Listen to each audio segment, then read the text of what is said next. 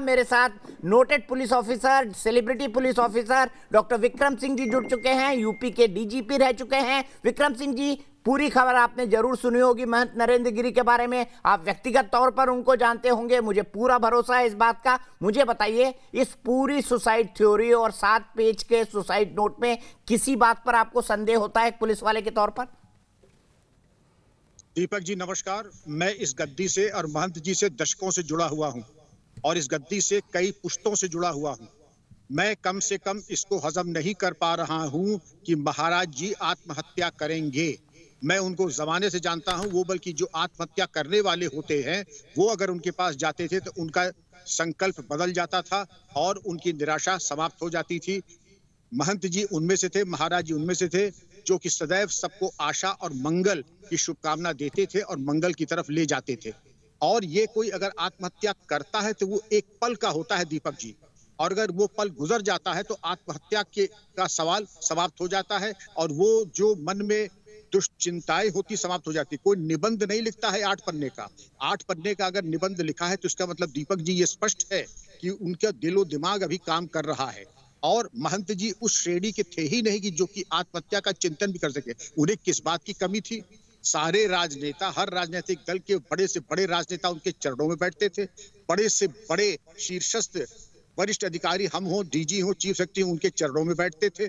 धन की अपार वैभव की कोई कमी नहीं, सब कुछ उनके पास था। तो आत्महत्या करेंगे क्यों? अगर किसी से शिकायत होती तो निसंदेह वो उसके बारे में निराकरण कर सकते। ये दीपक जी मेरा अगर अपना कयास है, पहली चीज इसमें पुलिस को मेरा परामर्श होगा कि हत्या के दृष्टिकोण से विवेचना जरूर कर लें, क्योंकि आत्महत्या का नोट इतना विस्तृत, इसका मतलब किसी शातिर दिमाग व्यक्ति की ये उपज हो सकती है जिससे कि इसको हत्या को आत्महत्या का रंग दे दें। तो दीपक जी मेरा पहला निष्कर्ष तो ये है कि मुझे ये विश्वास नहीं हो रहा है कि महाराज आत्महत्या कर सकते हैं। दरवाजा अंदर से बंद करते, मैं बचपन से जा रहा हूं, मैं सबसे उम्र दराज हूं इस वक्त, मैंने आज तक वो दरवाजा आज तक अंदर से बंद होते हुए देखा ही नहीं। और 3 पुश्त से तो मैं जा रहा हूं, मेरे दादा जाते थे, मेरे पिताजी जाते थे, मैं जाता रहा हूं, मेरे पुत्र जा रहे हैं। लेकिन मैंने आज तक ये कभी सोचा नहीं था कि इतनी महान और पवित्र गद्दी में इस प्रकार का लांछन लगाने के उद्देश्य से और धन की लोलुपता के कारण इस तरह का कृत्य भी हो सकता है। तो दीपक जी मेरा परामर्श होगा कि हत्या के दृष्टिकोण से जरूर देख लें।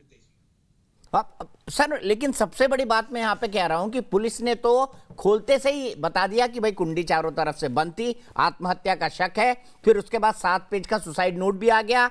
फिर आत्महत्या में जिन जिन लोगों के नाम लिए उनके नाम भी पुलिस ने सार्वजनिक कर दिए और उनको गिरफ्तार भी कर लिया। तो क्या ऐसा नहीं लगता कि पुलिस इस केस को बंद करने की जल्दबाजी कर रही है? क्योंकि जो एक आरोपी हैं आनंद गिरी, जिन पर एबेटमेंट ऑफ सुसाइड का आरोप लगा है, उन्होंने कुछ पुलिस वालों के नाम भी लिए हैं कि वो भी षड्यंत्र में शामिल हो सकते हैं। तो ऐसे में प्रयागराज पुलिस जांच कैसे करेगी?